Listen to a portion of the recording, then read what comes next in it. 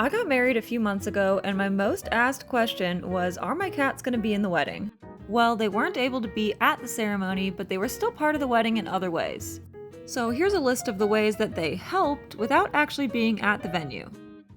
My husband and I learned some choreography for our first dance, and Eevee and Yoshi were very diligent supervisors every time we practiced it. They loved watching us twirl around in the kitchen each night before our big day. It was such a fun experience, and I think they would give our performance a 10 out of 10. Next, we gave our guests t-shirts with Eevee and Yoshi on them as one of our party favors, and they were a huge hit. Everybody thought they were adorable, and a bunch of people wore them during the reception. While this specific design was specially made for our friends and family, we did create a version for you guys as well that has our heart logo on lavender and sage shirts, which were our official wedding colors. The kiddies also did a thorough inspection of our decor. They had to triple check that everything was sturdy and wouldn't fall over, which was so very thoughtful of them. They also proofread our vows to make sure they were worded perfectly.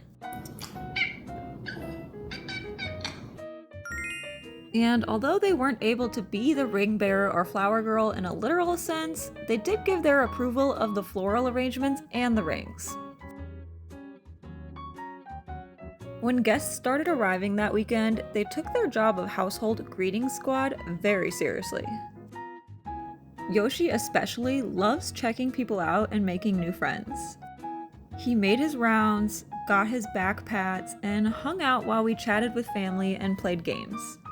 Eevee, on the other hand, prefers to watch over her kingdom from the top of her tree, which is also a very important job. The day of the wedding, Yoshi was so kind to give me an early morning wake-up call to ensure I didn't oversleep the big day. While I was getting ready, Eevee decided she wanted to be super social, and the photographer captured this adorable photo of us. And finally, they were incredibly helpful while writing thank you notes.